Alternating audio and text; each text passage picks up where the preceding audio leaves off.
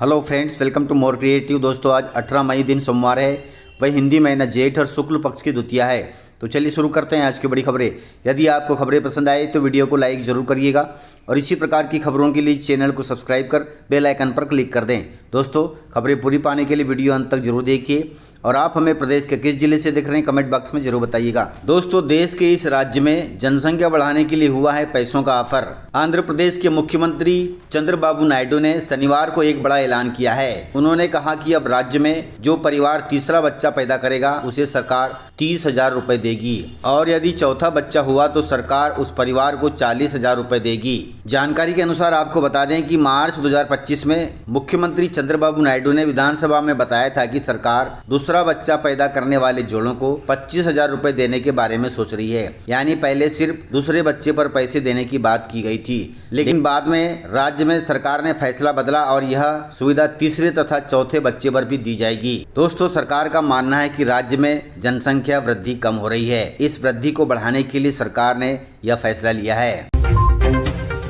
Guys, प्रधानमंत्री मोदी ने दिया है बड़ा बयान। वैसे तो प्रधानमंत्री अभी 5 देशों की विदेश यात्रा पर हैं। इस समय वे नीदरलैंड में हैं। नीदरलैंड के दी हेग में भारतीय समुदाय को संबोधित करते हुए प्रधानमंत्री मोदी ने दुनिया को ऊर्जा संकट को लेकर आगाह किया है। प्रधानमंत्री ने कहा कि आज मानवता के सामने अनेक बड़ी चुनौतियां भी हैं। पहले कोरोना आया, फिर युद्ध होने शुरू हो गए और अब ऊर्जा का संकट आ गया है। ये दशक दुनिया के लिए आपदाओं का दशक बन रहा है। अगर यह स्थिति जल्द नहीं बदली तो बीते दशकों की उपलब्धियां सब खत्म हो जाएगी। दुनिया की आबादी का एक बड़ा हिस्सा फिर से गरीबी के जाल में फंस जाएगा।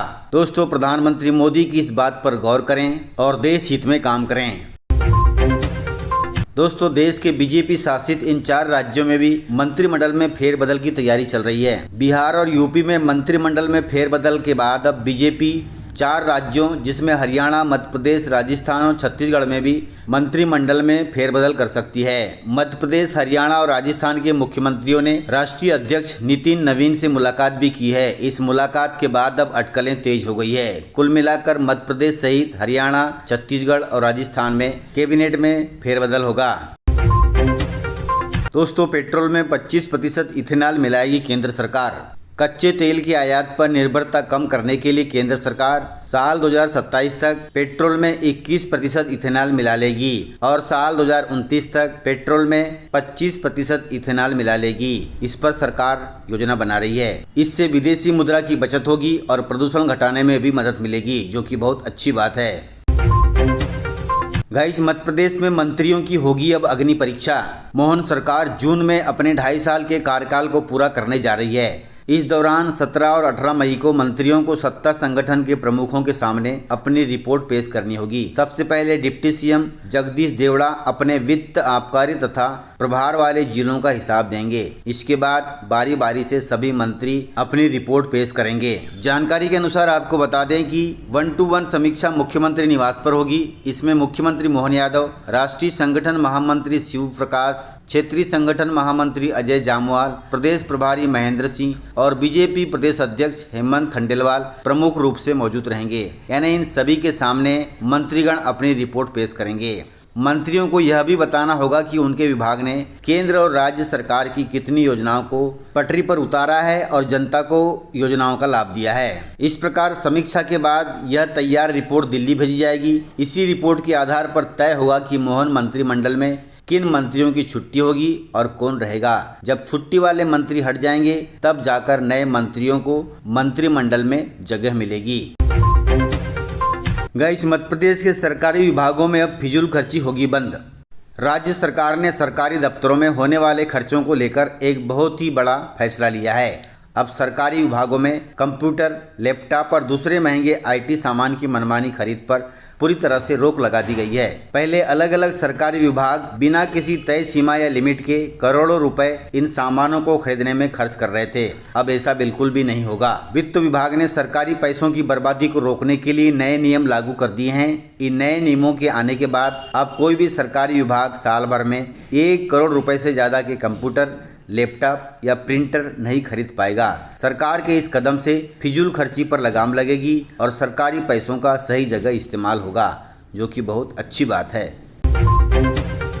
दोस्तों मध्य प्रदेश में भीषण गर्मी का अलर्ट जारी हुआ है। तापमान 44 डिग्री तक पहुंच गया है, जिससे कई शहरों में लू का अलर्ट जारी किया गया है। मध्य प्रदेश में इन दिनों भीषण गर्मी का प्रकोप जारी है। हालात ये हैं कि सूबे के कई शहरों में सूरज आग उगल रहा है। सबसे ज्यादा असर रतलाम, इंदौर और उज्जैन संभाग के जिलों में दिखाई दे रहा है। यहाँ अधिकतम तापमान लगातार रिकॉर्ड तोड़ रहा है। राजधानी भोपाल में स्थित मौसम विभाग केंद्र से प्राप्त जानकारी के अनुसार फिलहाल प्रदेश में कहीं भी बारिश की संभावना नहीं जताई गई है, जिससे आने वाले दिनों में गर्मी का प्रकोप और बढ़ने की संभावना है। इसी के साथ मौसम विभाग ने प्रदेश के इंदौर, उज्जैन, झाबुआ, अलीराजपुर, बड़वानी, धार, बुरहानपुर, आगर मालवा, राजगढ़, गुना, अशोकनगर, विदिशा, रायसेन, सागर, दमोह, निवाड़ी, टीकमगढ़, छतरपुर, पन्ना, सतना, रीवा, मैहर, मऊगंज और सीधी समेत प्रदेश के अन्य कई जिलों में लू चलने की चेतावनी जारी की है।